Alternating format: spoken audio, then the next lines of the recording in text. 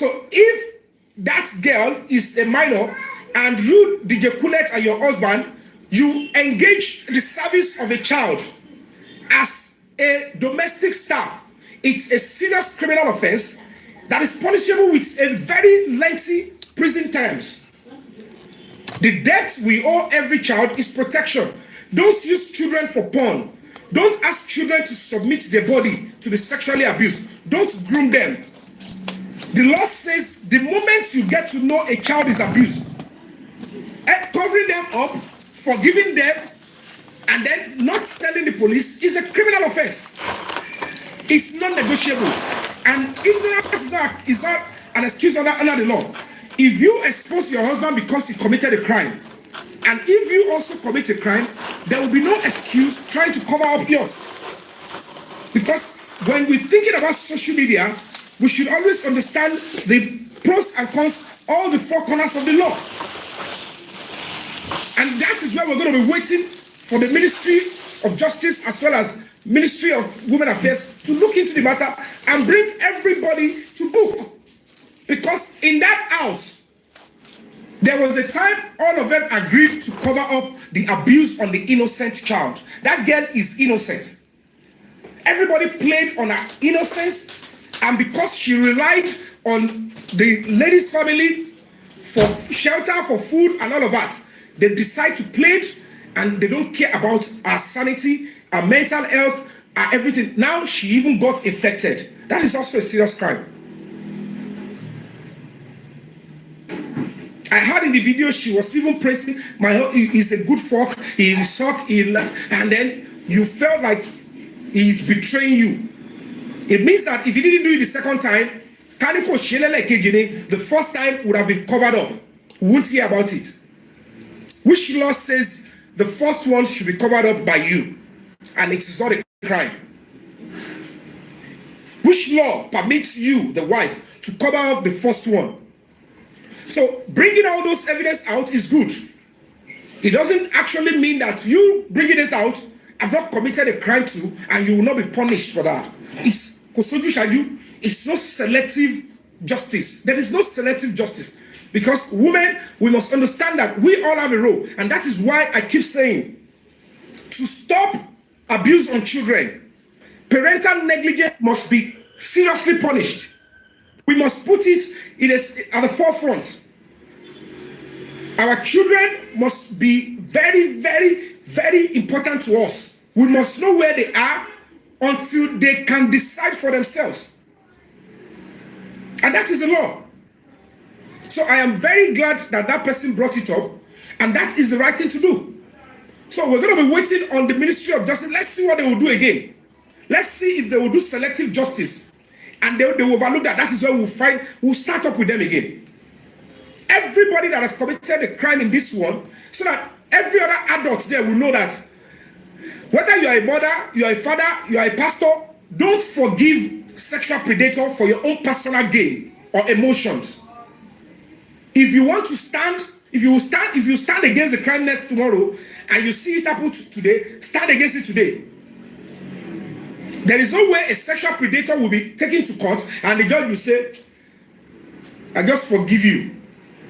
And you are not in the right position to forgive or to ask anybody not to go, to stay or go.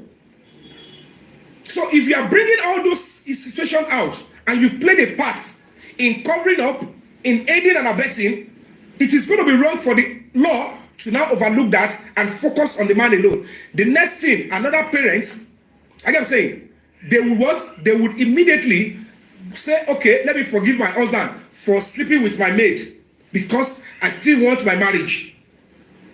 Let me forgive my son for sleeping with my maid because I don't want my son to go to jail. It's still the same thing. Whatever it is that you choose as a reason to forgive a sexual predator on a child is absurdity, is unheard, is unacceptable, and is a serious, a grievous crime. That is the position of the law. When you have evidence or you know that the child has been sexually abused, you do that immediately. That is it. And that is sacrosanct. It's very important. Very, very important. So that is that one.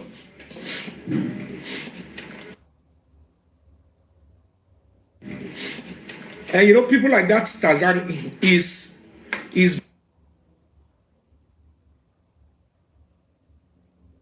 you didn't see even my petition to the House of Assembly where I wrote to them about threats to my life. But you know, people like that, you just have to ignore them. Just ignore them. They don't deserve your response. So that is that one on that. I would have to leave now.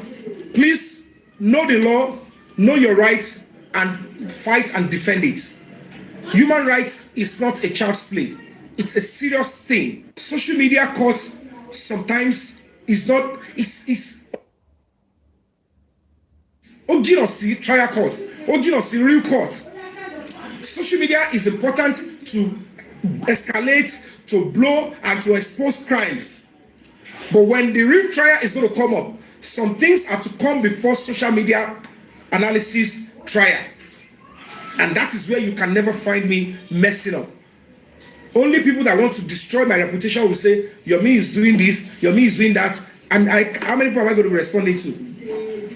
Or Yomi November shall I is still according to the law. I am trying to do this. And it's because at the end of the day, I'm fighting for justice. They are just double agents. They will lift information here.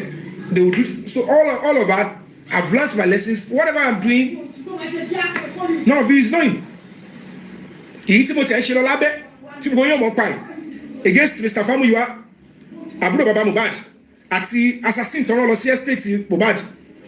So I should be lady and nobody knows about it. Everything is just going to be going until the truth is established and they are arrested and they confess to the crime or the evidence is extracted and they are in court and they are paying for the crime. I don't need to come and feed social media. I am fighting for justice for Mohbad. No other person. And I've sacrificed enough to show that I am in for this till the end. On a good day, on normal day, no actor will go back to that Mohbad's estate. Laying back to the Latin Oyibo. And you still can open your mouth and say jargons because you lack conscience. You lack integrity. You think people don't know you. So you can say anything about you, Fabiyi. You're only giving me popularity, but of course, you're making yourself look stupid, even if people don't know who you are. If you're really so much interested in the same way Yomi is interested, you're not just going to be sitting on social media to be talking. Whatever intelligence you think you have, put it into play. To ba lọ́gbọ́n lórí justice for Mohbad, ó ní nǹkan tó fẹ́ ṣe. Má wo owó Yomi Fabiyi. Ṣebí wọ́n mọ ọ̀rọ̀ sọ. Ó mọ bó ṣe mọ ẹni tí ò yẹ kó trust, ẹni tí ò lóòótọ́. Ṣebí wọ́n lóòótọ́, ó dẹ̀ ní agbára, ó dẹ̀ ní same interest. In fact, your own interest is bigger than Yomi. You should be out there making a move because social media is not where we're going to get justice for Mohbad. There is no court on social media. Stop fooling around. Go out there. If you have the same, even better interest, you have done better than Yomi Fabiyi. You can be trusted than Yomi Fabiyi. You have reputation than Yomi Fabiyi. You have dignity than Yomi Fabiyi. In fact, you have image to fight this case than Yomi Fabiyi. Don't sit on social media and be talking and making a mess of your family name. Go out there and put it into action and come and show your results on social media.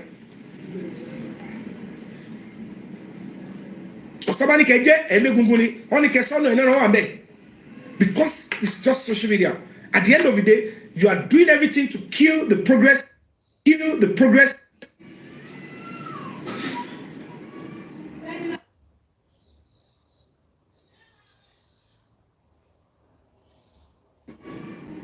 Everybody wants engagement on their page so that people can. It's absurdity. There are so many cases we want to delve into. We are already looking into the case in the law and so many other cases because that is what we amount to do. We are a certified human rights organization and we just want to give back to the society. Work with government to deliver so that people can have a better society. Iluwani. Until Tobilojori on play part. Kiluda. Until Tobilojori OTD conservative leader. Soon he will become a prime minister in UK. A first-class country in the world. Tobilojori. She's contributing to a UK community. You think I will just be sitting here and I don't have a role to play? Do I know when I'm going to die? So why did I give birth to my child? When, if all the things I'm going through as a society, no life, nothing, is what I want to give as property to my child? Why did I give birth to the child? If I want the child to suffer the same way I've suffered, why am I ahead of the child? I am meant to play a role to make the society better so that they will have a lesser burden. Then the next, and then the country get better. Well, you don't enjoy, criticize, condemn. Arabu.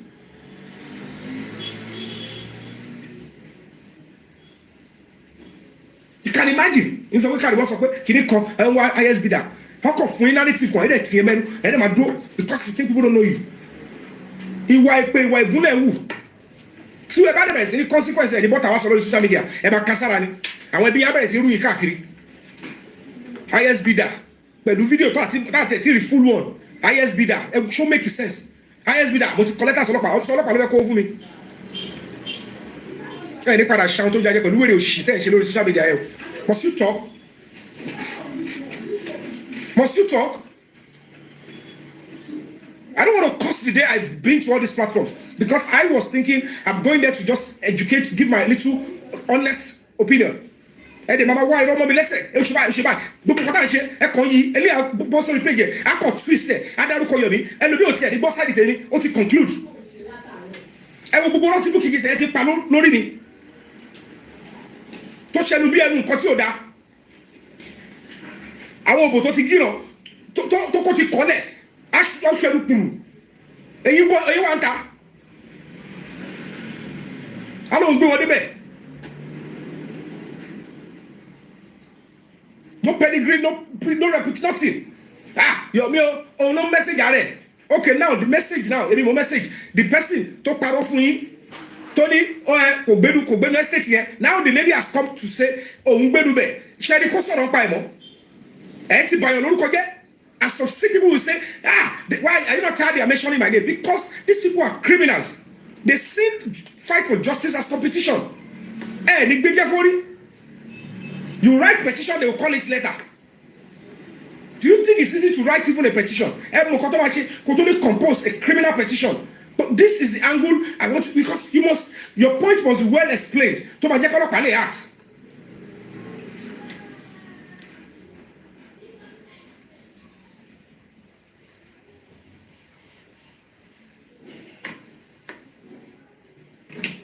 On sọ̀gẹ̀rẹ̀ sọ́bọ̀ a very serious lead. Irú àwọn bàbá Mohbad yẹn they should be feeling ashamed of themselves because at the end of the day look at what the girl said, a very credible evidence. Come on justice. She knew about it. Kò farabalẹ̀ ó bọ́ síta gbangba ó dárúkọ mi síbẹ̀. Yomi Fabiyi and Kirkiri, I'm coming for you. I'm going to debunk the nonsense you are doing. You went to ask DJ Bami to steal phone. If you truly are fighting justice for your son, you should be saying, Buki, DJ Bami, because now I've been to the station. They are even telling me it's one Adura, one Demola. Kilo to Sosita, Kilo to rubbish, Kilo to Alata.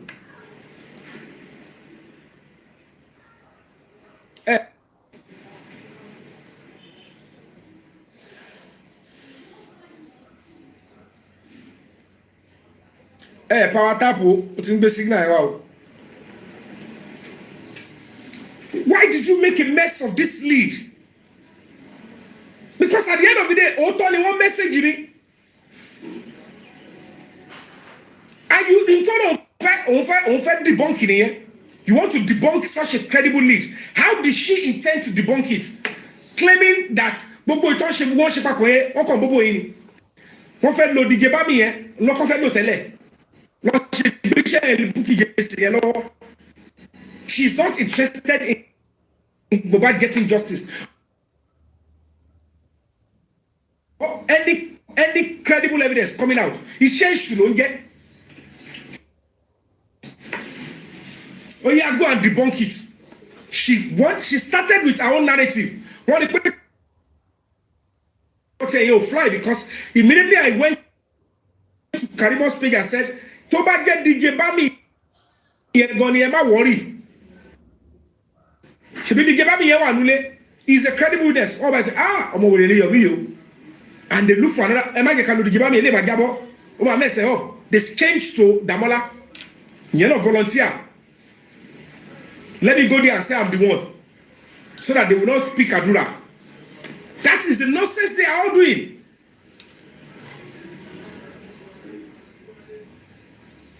I want to also cause also Kirkiri here. Eh, that one your question, but why are you messing up? Any shisha to she? No, follow. And you question the celebrity. Ebi tí mo jẹ́ celebrity mo gbéra mi lẹ̀ tó bẹ̀rẹ̀ ìṣòro lára mi. Ẹni tí ó yẹ kó sọ̀rọ̀ síbi ó lọ síbi ó lọ sọ̀hún. Ebi ni kọ́ mo ń lọ sókè lọ sódò. Ẹ jẹ́ ká ṣe báyìí. Ẹ tún change ẹ̀mọ́ mi lọ́wọ́. Nígbà tó rí pàṣírí òun tú kò lọ next thing. Òun sọ̀gẹ̀dẹ̀ sọ̀bọ̀ ni.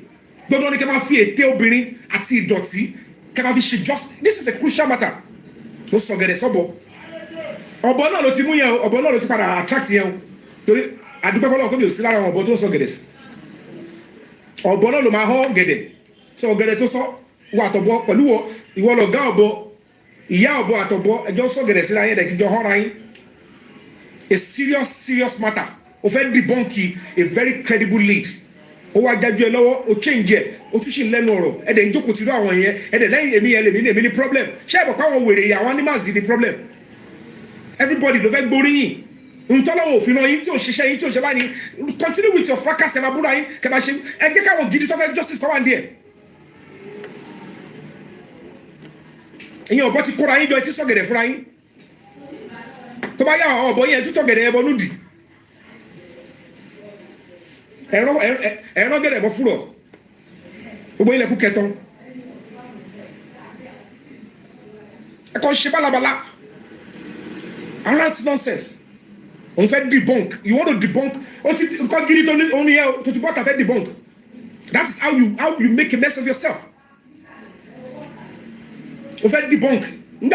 Forget the sebo. You're not best. On fait defend. I make you defend us for what? Look at the mess you made of it. On not to be that last year. But people go to share. That bobad ni. I know you go in my pay. He dead together. But she ma come on koto pe lewon niyan. Tí o bá ṣọ́ra bí tó bá gbàdé tó bá ó máa ra lé síbẹ̀ permanently ìkanra ló máa fi ju gbogbo ẹni tí lẹ́bi tó wáyé pé ṣẹ́ni pé mi kẹ́ bá mi dèrè ń tẹ́ sọ fún mi ní pé ẹni power tí bá ti volunteer ara mi level máa bọ́ sí mi lápò kò sí tó máa ṣẹlẹ̀ ńgbà láti convince Yomi ẹni pé ẹni choice kẹ́ gbé mi lọ court because láàrin èmi àti mo sọ́ni tó bá gbé lọ court àti commissioner of police àti gbogbo ẹ̀ la máa gbéra wa rìn a máa dá gbogbo ẹ̀rú ẹ ti lọ ti ẹni ẹlẹ́ni sí wàhálà ó láti ṣá Demola yẹn lọ kóòtù torí tó o bá gbé lọ kóòtù wàhálà máa ṣẹlẹ̀ iwájú ibẹ̀ yẹn ló máa pa èmi sí mi ò ní bọ́sì máa jà lórí nǹkan kẹ́ máa sọ mí ní wèrè mi ì ṣọmọdé tẹ́ ẹ bá ká níwọ̀n gbé lọ kóòtù ẹ̀ rí wèrè ṣùgbọ́n bí tí ẹ bá ti bá ló ti wà yẹn gbogbo ẹ̀ lẹ́fẹ̀ẹ́ ká máa sọ fún yín lórí social media tó lẹ̀ bí nígbà mi wà gbọ́ lẹ́fù yìí ẹ lọ́n ti ẹ̀rẹ́dẹ́ ni èèwọ̀ kọmíṣánná wà mí tó ṣiṣẹ́ gẹ́gẹ́ ẹgbẹ́sẹ̀ kúlẹ̀ lọ́wọ́ kọ́ bàbá yìí protect it don't make sense. The same command tó ti ṣe kéèsì Mohbad kẹ́wàá ní commissioner of police investigate impersonation ó wá ní fídíò orí kan kẹ́wàá sí commissioner of police tó wò fẹ́ ṣe yẹn tó dá owó yẹn àdákẹ́. Ìyá tún ṣe ẹlẹgbẹ́ wèrè wá bá mi ẹ ṣáàjì ilé sí kóòtù kọ́ lè mọ̀ pé serious case ni ẹ bá gbé dọ̀tí wá bá mi because they know what is coming back. ṣé ẹ̀rọ bí jókòó tẹ́ jókòó sí social media ẹ̀ lásán ni. Màá ti wọ́ gbogbo àti dàrú kéèsì tí mo rí pé ó sẹ́ni fídíò sí mi gbogbo ẹ̀ wá sọ fún bẹ́ẹ̀ ní ṣe yẹn mo ṣe bọ́ta ẹ̀ máa da gbogbo ẹ̀rú.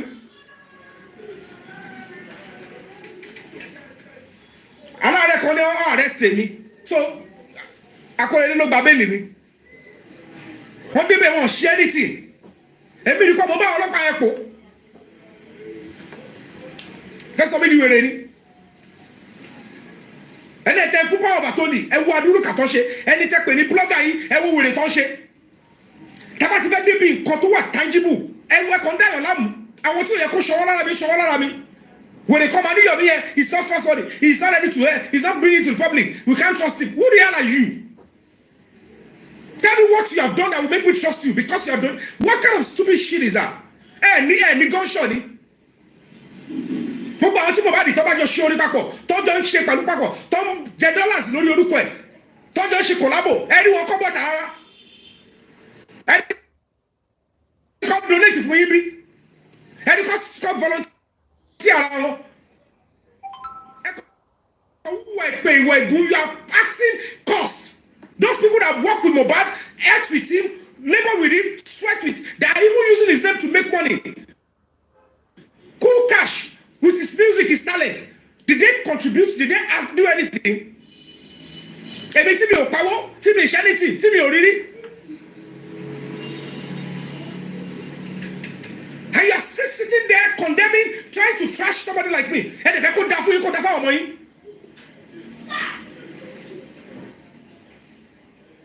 You know, only main person, who work on the body, and they fool around.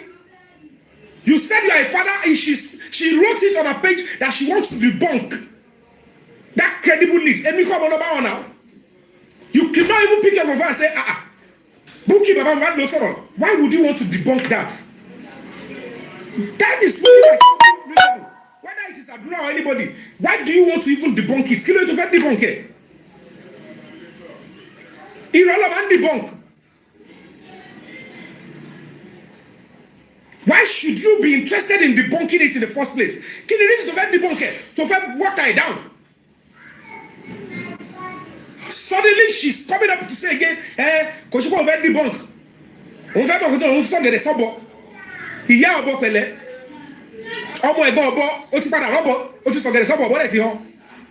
En ba se what you get.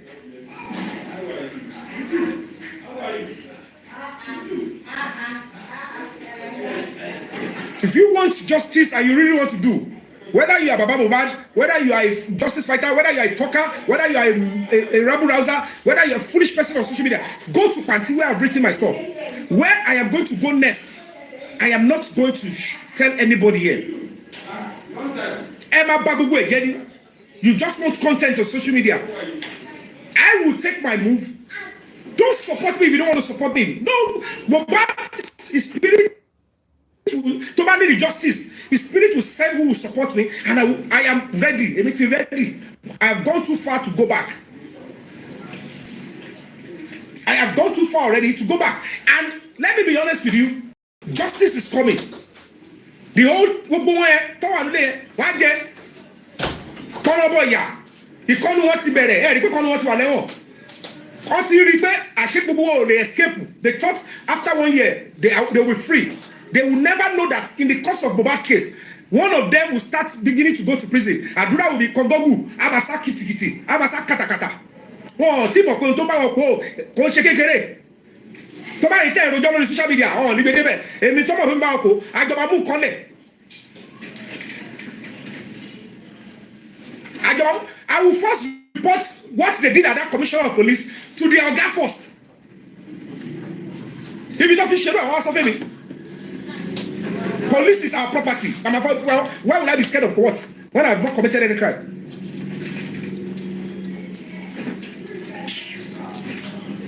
Hello? Huh? So, I can't move. One more, I have nobody. One day, I was about to chill for boy. Chill. Stop condemning, stop discouraging me. Stop looking for unnecessary loopholes. Stop acting smart, intelligent when you're not clever. We need our unity to deliver this justice. What on what can do our double agents? What then walk in the next move? What then for share? And John Leconship, you know, and John Nikura, your Michelle Shedada, your Michelle Shepodada, your Micho Fedi, your Mish didn't wear because about them fighting for justice, Colin.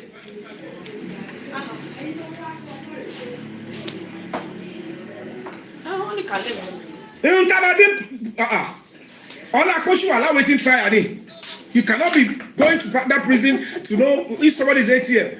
Because if I get called shake case, I want the one the Demola so he has pleaded not guilty. Also, I know some me pay or be shot. That means also yes, I'm guilty. In fact, the court story between like tell you, oh no, I'm no longer guilty. That means he's not the one shutting me up. It's Adura. But law.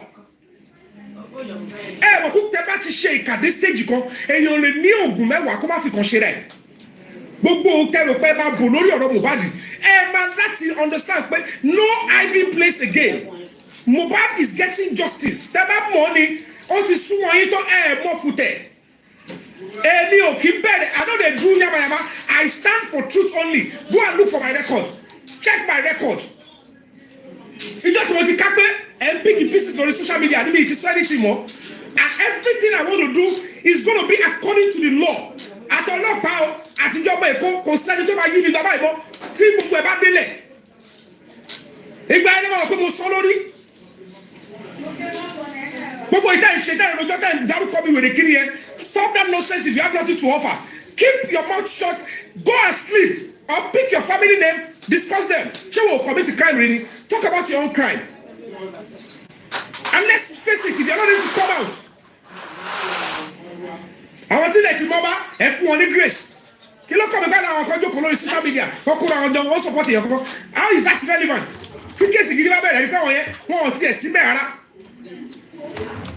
the truth will be established kò dẹ̀ sí ohun tó bá ṣe sí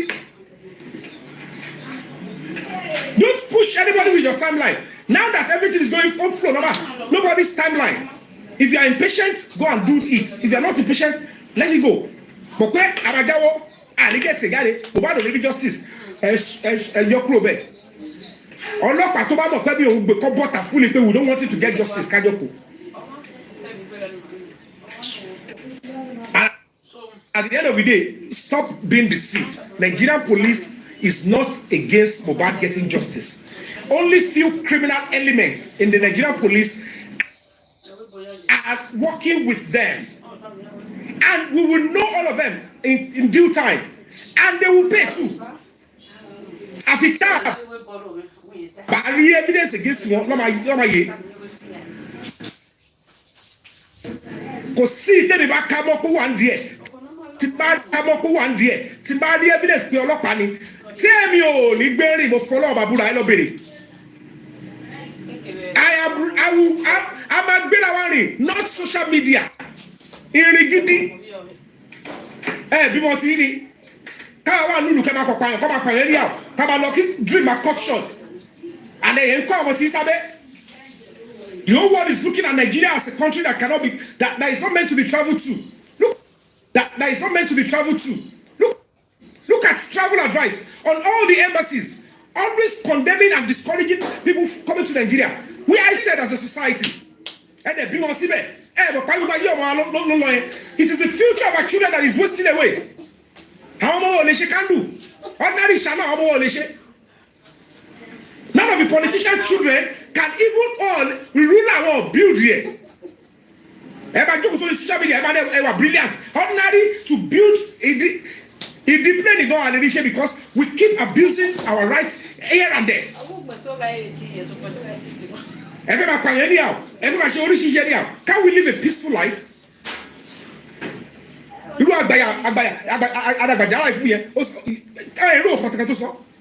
you're going to write a criminal petition to the same police I've given it to, they will look at you. Who is this one?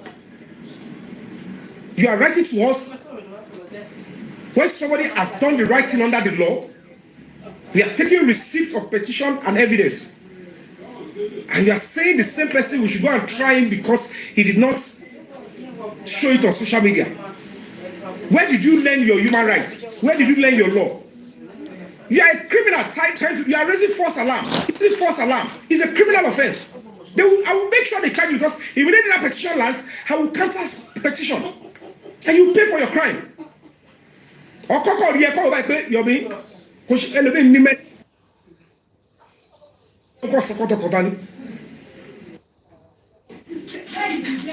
because it's simple common sense. There is no evidence you have under the law. The only person you are allowed to give it to, and that it will not amount to you obstructing or hiding evidence, is the police. Army.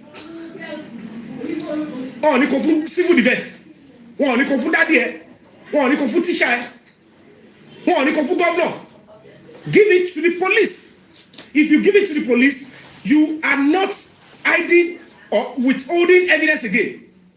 báwo lè ọkọ tí ààrẹ ò sí lára ẹ máa wò pé evidence wà ní ti right pé mo ní nǹkan báyìí lọ́wọ́ òun rèé o tí mo bá yí tún rí kánẹ̀tì ẹ̀ tún evidence tí mo bá yí tún rí kánẹ̀tì ẹ̀ tún evidence is a different ball game ẹ kò fẹ́ sọ̀rọ̀ ẹ máa ní Yomi sọ̀rọ̀ ju ẹ̀yin tẹ̀ ṣe yẹ kí lẹ̀ ṣe yẹ you are talking in the nonsense apart from the fact that it's with them I've shown evidence that I have been there I put the stamp there I even showed video of me going there kí ló kù ti ṣe ṣé bíbí ni Mohbad ni ṣé mo mọ̀ ọ́ rí ni ṣé ó rí mi rí ni kò ṣe kó mo rí mi rí ó ti dọ̀bálẹ̀ kí mi àbó pẹ̀bí sórí rí àwọn jìgàn tó forúkọ wọn síbẹ̀ gan wọn ò dá sí sínú orin ẹ̀ àwọn tó jọ ṣe kòlábò wọn ò dá sí you are not concerned about that you see an actor who has built his name Mohbad ò tí mọ̀ pé òun àti ẹ̀jẹ̀ yàn rárá kò tí ì mọ̀ rárá mo fi ọlọ́run bàbúrà títí tó fi kú mi mọ́ ẹni tó jẹ́ Mohbad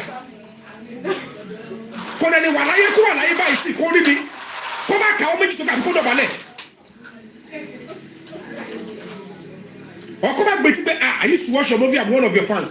I am giving it back because whether he was my fan, whether he's not my fan, I have no means to know now. But I am there before. I have to support him. I'm in Nigeria. What did that wọlé? Ládùúgbò gbogbo tá ti ṣe. Báwo ni ìlú ṣe fẹ́ dá? Báwo ni ẹgbẹ́ àwọn tó máa volunteer àwọn láti sacrifice? Tó bá yẹ kó náà dọ̀rọ̀ tẹ́ máa ṣe rè. Everybody will just come and say, let me castigate Yomi. Say, let me castigate Yomi. What have I done? What have I done? I gotta go now, please. Let's do the right thing.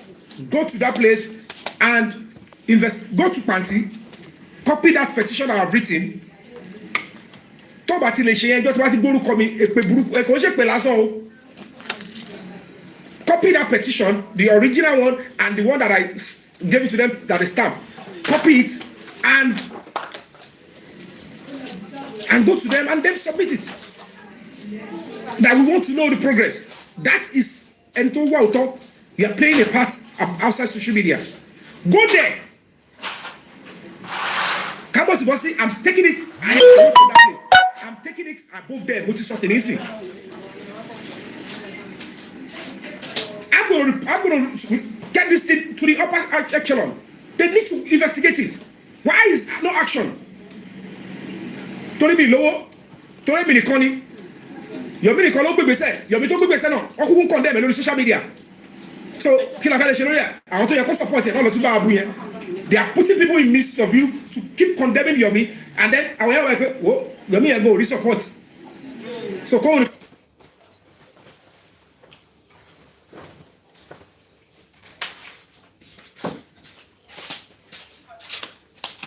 ntí Ọlọ́run bá ti parí iṣẹ́ ìlú máa wá sí ìgbà gbogbo ẹ̀ tí ẹ̀ ń yọ owó lápò sí. One PA and one protection officer. Èèyàn méjì lè máa rí pẹ̀lú ẹ̀. PA and a protection officer lè máa rí ó dẹ̀ wá ń suit. Kò sí ìbọn kankan náà. Ó jẹ́ ìyàlẹ́nu fún mi. Governor prison yẹn. I don't know why this voice is low like this. Okay, we'll still hear him say this thing. Too low, yeah.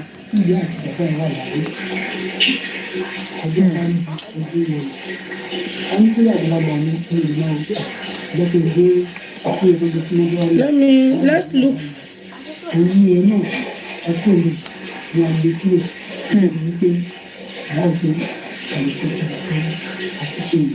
Daddy, mi tẹ́ sísìn yẹn. Ìbéèrè pọ̀ lórí ẹ̀ gan ni. Torí wọ́n sọ pé ṣé odindi star tó yẹ kó sun irú ibẹ̀ yẹn. Kí ni ìdí tẹ́ fi gbé lọ sí irú ibẹ̀ yẹn?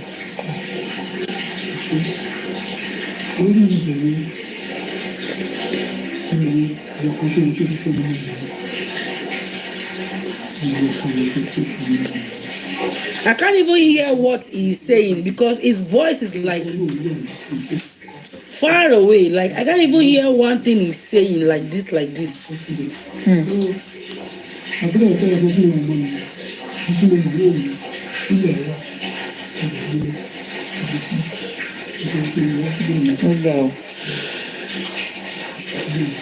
Daddy. Ní ọjọ́ yẹn, ṣé mo wípé this a lady interview. This is a lady interviewing him concerning where he was they lay Mohbad to rest, being the grave where Mohbad was laid.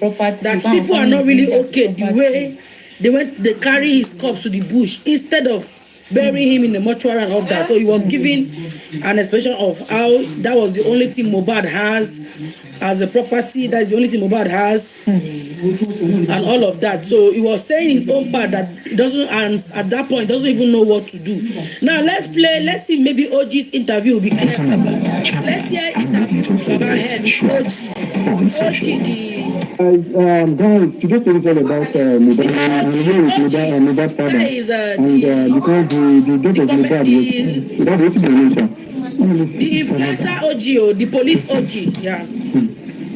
So please, can you just tell us maybe one or two things that happened before she went to see that the things what I'm saying, you know that. So I don't claim many people that on social media, sir. First, the question is too early for me to answer any question. Sorry, sir. Baba said, the boy said, ask Baba question. He said, Baba, before the passed on of your son, has it come to report anything to you that he may be passing through? Maybe somebody fighting him or trying to hurt him. Maybe he's sick. Maybe he has any challenge anywhere. Baba's response to OG Baba is this is too early for me to answer anybody's question.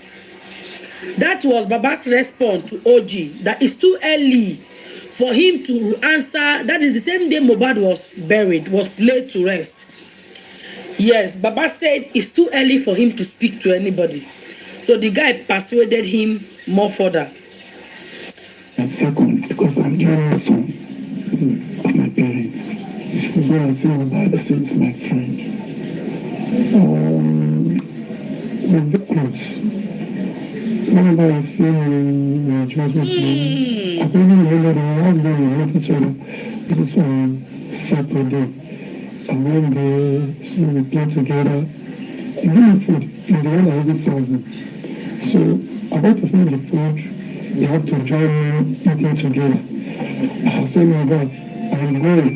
And he gave me money as usual, as normally due to me. The only thing I observed is I dream of going home. Maybe 2 days to the incident. And then I dream, I saw someone that is holding gun to shoot. But on that dream, I was everything I knew, I escaped them. No. So I did not suspect anybody at all. This is the thing. OG backs Baba Mohbad. He said, did your son tell you anything that it was worrying him or bothering him? And Baba said it's too early for him to answer.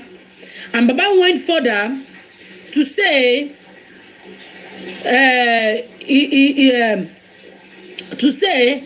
he is not suspecting anybody. Okay? He's not suspecting. And he himself had a dream 2 days before the pass on of Mohbad that somebody shoots gun on Mohbad. Now, the question is, when a father had a dream of such, being a prophet of a man of God that he is, what did you do about it? Did you call your son? Did you go to the prayer mountain? Did you kind of secretly put things in place for your son to be secured? So now he said in his last statement that he is not suspecting anybody. This is the same Baba that said, the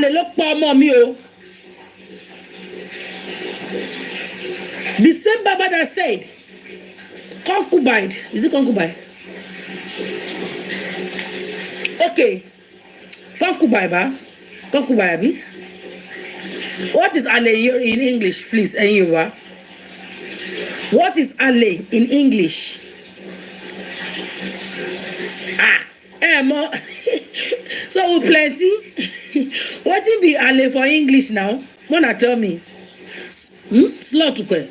Slot. Any slot ni. Hey, I correct, Abi. Thank you. Concubine. I was thinking I am not correct. I was thinking I wasn't correct. Concubine. Baba that said concubine is the person that buy his son. We don't judge. See, here we're not judging. We're only stating the facts straight. Now, the same Baba Okombai. This person, I don't know you, I beg, don't make me laugh. What do you write like this? Don't make me laugh, I beg. Now, in this OG's interview, this was the first interview Baba granted, which is aired by OG the Mopo, the social media influencer who. Okay, Sakumani. Okay. Sakumani. No, okay, sir.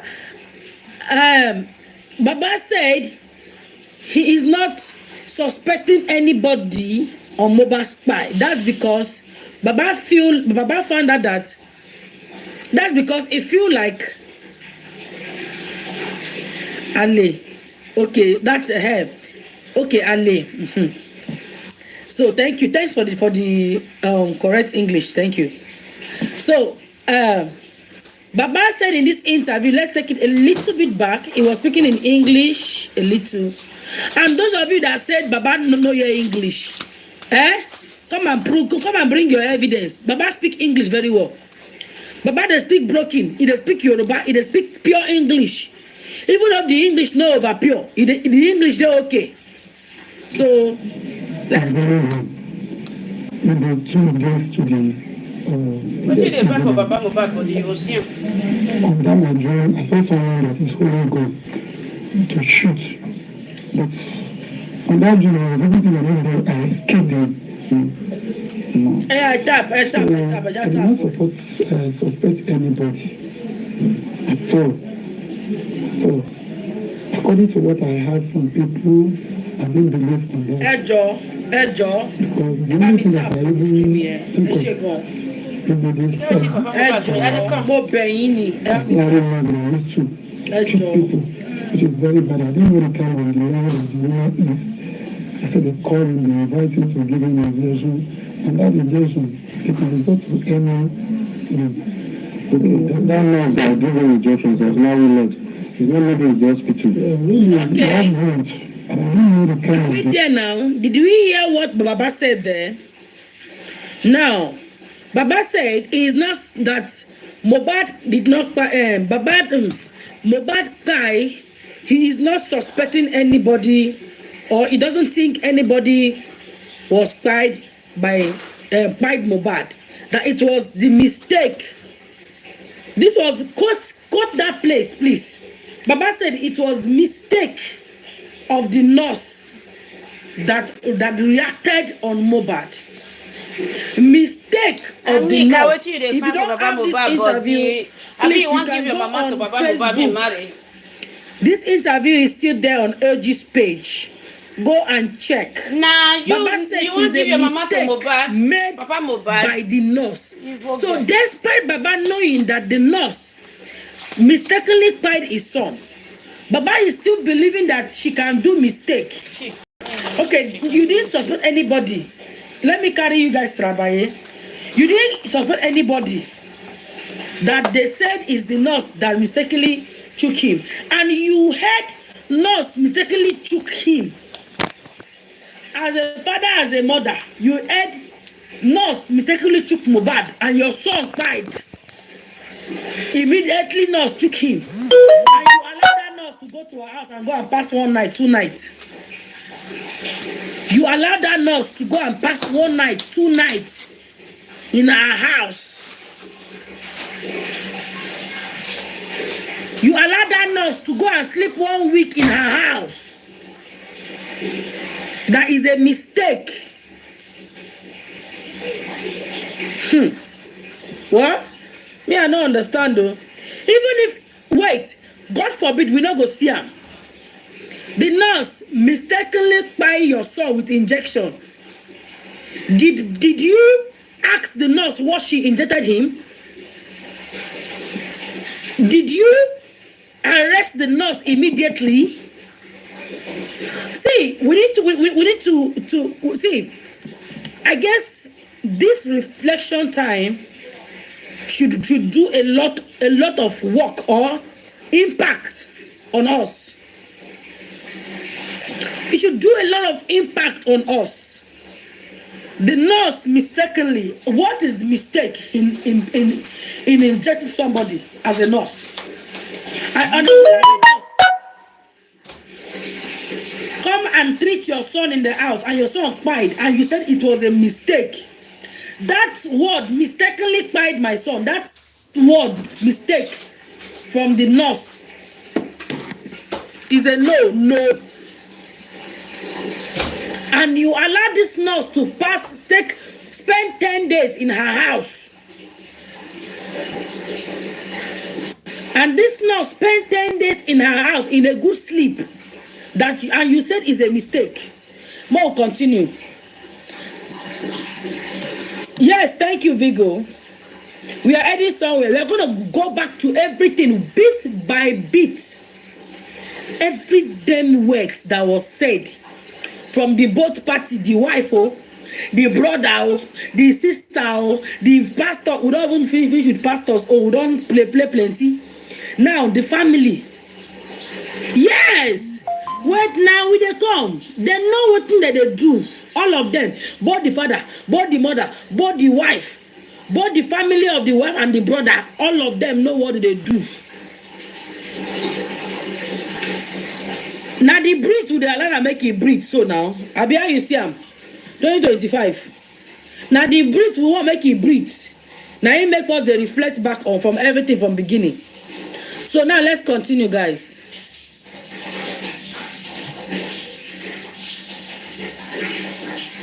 Because till now, I cannot even set my eyes to look at now.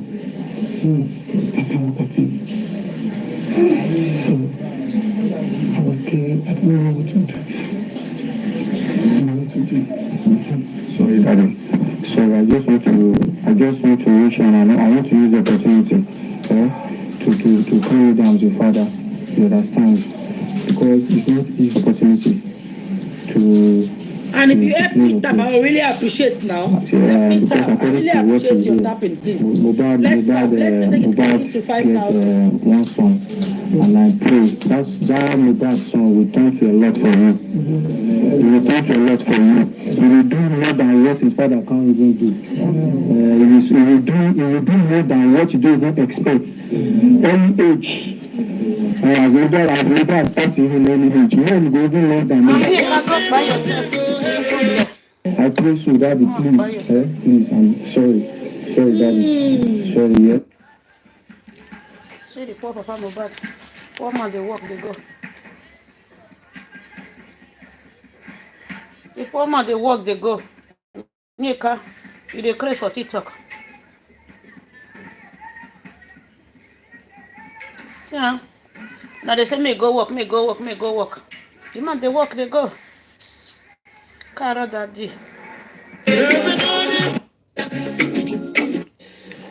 This I beg, and I need to see Mr. Idowu face.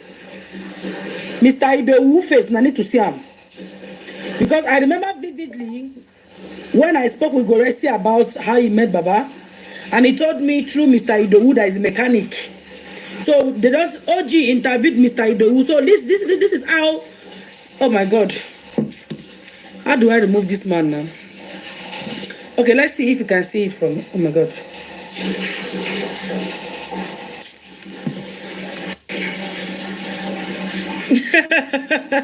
No, it's not like a tattoo is Idowu, but this one is Idowu, the mechanic. The mechanic where Gurexi normally go and relax. That Baba too normally come like Majalisa, like where, like under a mango tree where there's mechanic shop, and people will come and sit down to receive fresh air, stuff like that. Now this is Mr. Idowu that that introduced Guresi. Okay, I think this should do now. Yes. So let me show you Mr. Idowu's face. Because Guresi said, through Mr. Idowu, that is mechanic. Okay, why you want to show the man face? Why you want to show the man face? Why? Na the day na no be ritual because nothing na Korodu where I live. Just I want to reach there today. Without the soil, I can do so more than this. I thank God for the little man is alive. But you don't show your husband face. Akika, you don't show your husband face. What is you the dress? And that's why I've been classes yesterday because my God and my children went to the same school together. 7 minutes after the death of that boy, my daughter called me from my daughter. I went in the same place with his father. My daughter called me. And what happened to Imala? I said, happened to Imala. I called his father. Hello, Aloba. What happened to I will tell you things like that. Now, really, what they said is what they said. That my dad has died. I said, my dad has died. Since yesterday up to this morning, I wasn't myself. I was there as early as possible to make sure and I make sure peace reigned in the family and in the environment. But I sure that nothing happened to anybody. Nobody was recorded. And no evil happened to anybody. And I thank God for the life we have spent so far. God will be with him. He will rest in peace in Jesus' name. Amen. And I'm very grateful for what you people have done.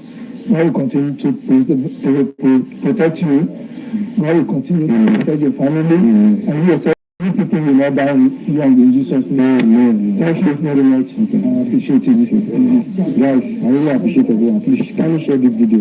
Let it go viral. Let this video reach a lot of people to clear a lot of people that this is where really happened to your dad.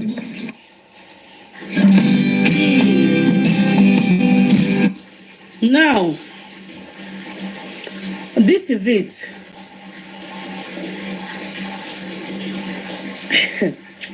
If I talk ba, okay, I rest am. I go leave am for una mona come talk am. No be me go talk am with my mouth. No be me.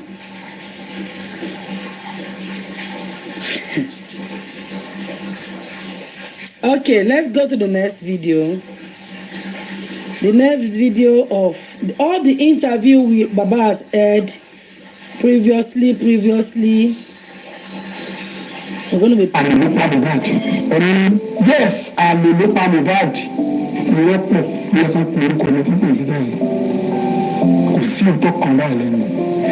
Because I didn't this that the placenta since then you have been come at your beautiful placenta. I got to I'm going to tell you I will want to decide to Ketan family. Kí wọ́n máa pé ń kẹtàn ìrìn àbúrò ń yàm èmi dẹ̀ kọ́ mo fẹ́ ń yàm Victor ló fẹ́ sọ ṣùgbọ́n gbà fẹ́ pé orúkọ ti tẹ́lẹ̀ ṣé ìyá mi mùsùlùmí ló ń mùsùlùmí yàm yàbí yàm ni mùsùlùmí ń jẹ́ bẹ́ẹ̀.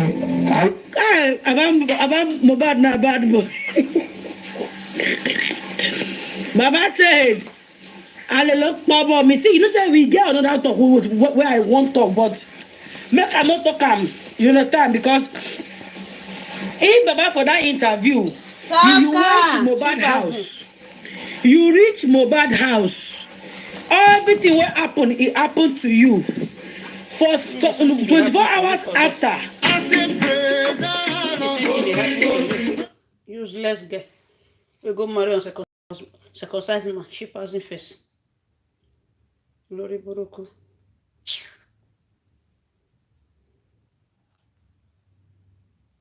Papa Mohbad mata pa you. àmì àná mo rí lórí live mo dẹ̀ fẹ́ wá join live yín ìgbà tí máa débẹ̀ ẹ ti kúrò ẹ rárá lórí live yín. mo tún wá jáde padà nígbà tó ṣe díẹ̀. àti àmọ̀ pé tẹ́lẹ̀ àti nǹkan tí mò ń sọ mo ń ṣe pé ẹ̀pẹ́ ẹ tètè bẹ̀rẹ̀ àti àmọ̀ pé tẹ́lẹ̀ ẹ máa ń ṣe di òru àti ẹ máa ń ṣe dalẹ́. mo tún jáde padà sẹ́ẹ̀ nígbà tí mo kúrò. ẹ tún padà wá. fagidi dogun mọ́jú. àmúdẹ̀ fẹ́ wọ́n rúti ẹ̀ mú kí n béèrè pé ṣé n bọ̀ lórí láìfò. ajáde padà o ajáde bìbá o àfàmọ́jú ni o ìdàgbọ́ kùtù kẹlẹ́lẹ́. lánàá yẹn o. mo dẹ̀ wá mọ̀ torí mo wo láìfò yìí ẹ kúrò lórí láìfò. gbàdémdé máa délé mo ní pé màá join láìfò vengeance gbàdémdé máa délé lẹ́rìí pé ẹ ti kúrò lórí láìfò. àfàgẹ́. oògùn kọ́ tí mo mú ó lè jẹ́ olóògùn nínú egbò. oògùn kọ́ ìwà ẹ̀kẹ́ ọ̀sùn. wọ́n gbé bàbá ẹ̀ nígbàdé. ọmọ ẹ̀kẹ́ ọ̀sùn. abájọ. ló máa fà. òsínbà tí bá mú bá máa rẹ̀ mí tẹ́lẹ̀. of course òun ní ìfẹ́ ní kọ́ni wá sí oògùn fáyé oògùn tán ikọ́ ẹ̀ ni. àbá àwọn tí kò fún fa ọ.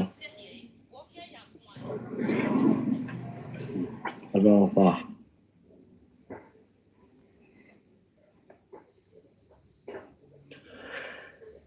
We thank God.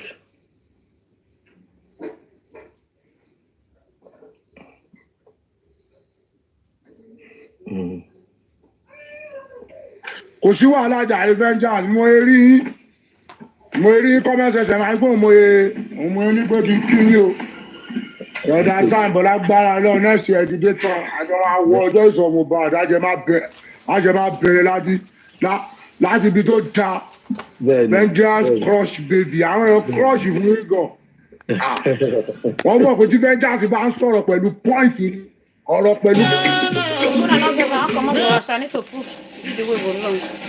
Ketonlewa, the same you that OG was praying. With another political or no political issue. First case is to stand up and say what is going on there. That is why you are there to oversee things. So, ìgbà tó dákẹ́ tó meet tó ṣe gbogbo ẹ̀ tán pariwo títí tó sọ àwọn yẹn làwọn wá alternative. Lẹ́yìn ìgbà yẹn lọ́wọ́ ó ṣe ló débẹ̀ ó ṣe bla bla bla bla ó sọ̀rọ̀ ó ṣe gbogbo ẹ̀. After then kọ́nà tún wá padà wá pa ọba yẹn. After tó sọ̀rọ̀ kan tó máa ṣe dí o máa ṣe dá tó máa ṣe gbogbo máa ṣe dis wọ́n á fún security wọ́n á ṣe. After then àwọn yẹn tún padà wá. Tí wọ́n á tún take revenge kan ṣe máa expel èèyàn wọn. Àbí mo purọ́ ni. Did they ever go there again after that? Anything? That's it. So that's what we are talking about. And imagine, this guy lives in America. Bobo Makinde, America ló gbé Bobo idiot. O lè gbé ní Europe, kò gbé l'America kó wá pé o mọ̀ nípa America. Ṣé gbogbo àti wà ní UK ló mọ̀ nípa UK ni? Bobo yìí ó gbé ní America for almost 50 years of his life. Ẹlòmíì ò lọ láti ilé ẹ̀ ju ibi iṣẹ́ lọ padà sílé. Kò kú ẹlòmíì ni máa kó ní south east ẹ̀ má dé north rí. So kò bọ́ system America ṣe wọ̀. Ilẹ̀ wí ìyá mi. Ẹ káàárọ̀ sà, ẹ káàárọ̀. Èèyàn wà ní ìlú òyìnbó. Yes sir. Èèyàn wà ní ìlú òyìnbó only live by the rules and regulations and by the law. Alóhùn mọ́ lọ́ọ̀ ló fi live by those rules and regulations. Ó mọ́ lọ́ọ̀ náà ó mọ nǹkan tó ń ṣẹlẹ̀. Wọ́n kàn decide láti constitute nuisance tó bá padà sí Nàìjíríà. That's what it is. Bẹ́ẹ̀ni. That's what it is. Ó mọ nǹkan tó ń ṣẹlẹ̀. Ó mọ the right thing from the wrong thing. They know what they're doing. They know what they're doing. And it's such a shame. Nípa àwọn tó ti wà exposed. Instead of, bringing the right thing back home, láti, incorporate it into the system, they don't do it. They don't do it. They just go back there and they mess up the system the more. And it's so sad because right now it's like they are nobody. It's like they are nobody. Yomi is not greater than 46 kids. He's not greater than that guy is a nobody. I don't know. He's a nobody as far as I'm concerned.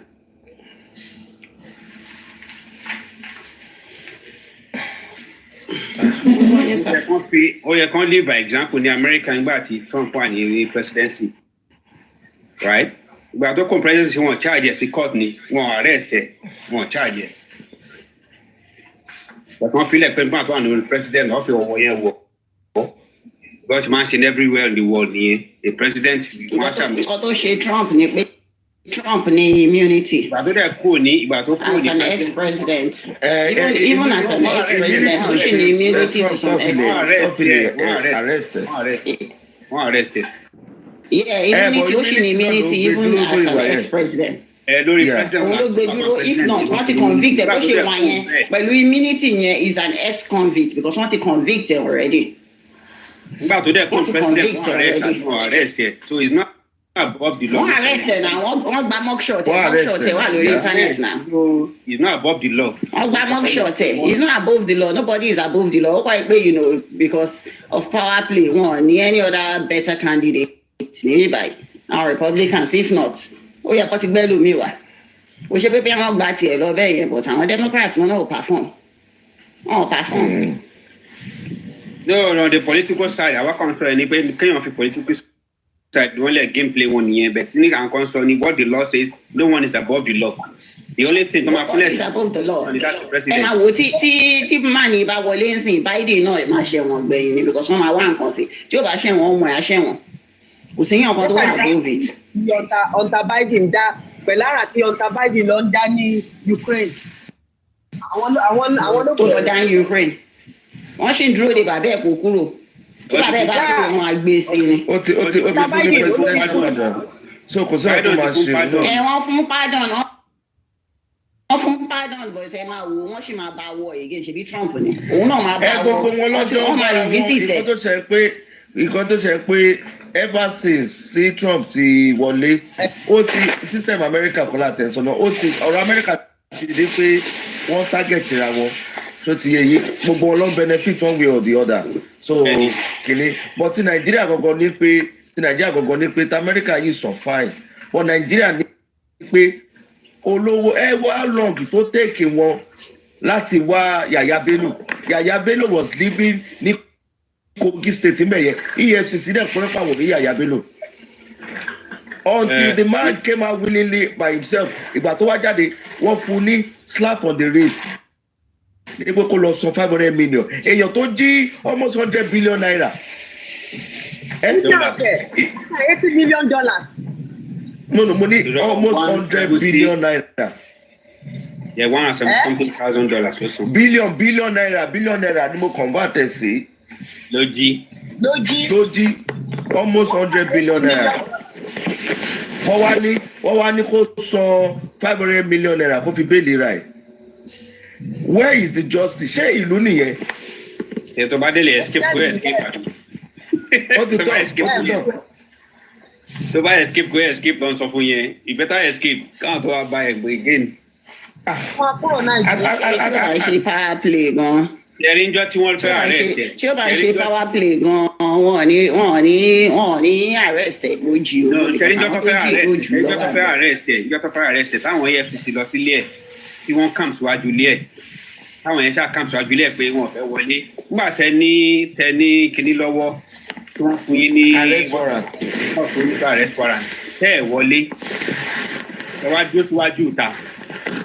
Kí ìyẹn fi wá pé sitting governor fi wá síbẹ̀ kí yẹn fi wọlé. Irọ́ ni o. Ṣé ẹ̀kọ́ tó ṣẹlẹ̀ nìyẹn? Ó wọlé náà sitting governor wọlé àdìbá wọn ìdáná. Ó pé Yaya Bello pé sitting governor. Ó pé ìyẹn wá jáde síta wo lọ́wọ́ lọ́ba kó tó jáde. Sọ wọn pé stew jẹ nìyẹn tọ̀pọ̀ ló fi síbẹ̀. Ó pé ìyẹn wá síbẹ̀. Nígbà tí ìyẹn wá síbẹ̀ tó ló bí àwọn náwà nulẹ̀. Ìgbà tí ìyẹn wá jáde jẹ̀gẹ́jẹ̀ tí ìyẹn jáde làwọn FCC wá wọlé àwọn aláwọn ò rí. Look at the game. Ó ti gbẹ̀kúlé jáde. Ẹ̀gbẹ̀kúlé wo bóyá wà lára àwọn kìíní tí sẹ̀ wọ́n tẹ̀wọ̀n tí gómìnà máa wọlé pẹ̀lú ẹ̀ńtọ́rájì náà ni. Àwọn lára àwọn ẹ̀ńtọ́rájì ẹ̀ńdẹ̀ náà. Adẹ̀tẹ̀lẹ̀ adìẹ lẹ́ra. Adìẹ ajá ni. Ó mà ṣe o. Nigerian system. Ó mà ṣe o. Ó mà ṣe o. And ọmọ tó jí fóònù ní north. Tó jí fóònù ní north. Wọ́n gé lápá. Wọ́n dẹ̀ gé ọwọ́ ẹ̀. Because of the ordinary phone. That is why. Ṣebí ọmọ tó jí ẹdìyẹ Ọlọ́run ló ní adìde lórí platform yìí náà. Ọmọ tó jí ẹdìyẹ olówó kéré. Àwọn èèyàn dìde fún ọ. Àwọn èèyàn dìde fún ọ. Wọ́n rán delegate. Ìyẹn kíkì rán delegate nípa gọ́ọ̀nà ni. Tí ò bá ṣe bẹ́ẹ̀, wọn ò bá parẹ́. Wọn ò bá pọ́ ọmọ yẹn lẹ́nu ayé. Ìyá wa ọ̀dọ́ yẹ ẹ́ kù. Wọ́n dákẹ́ wọ́n ṣe.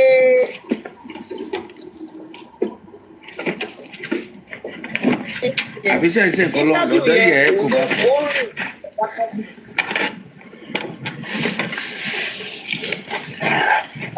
Ọ̀dọ́ yẹ ẹ́ kù. All right.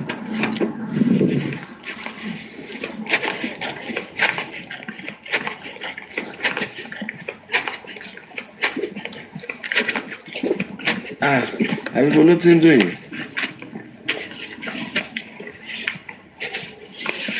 Àbí glue ọ̀dọ́ yìí ni.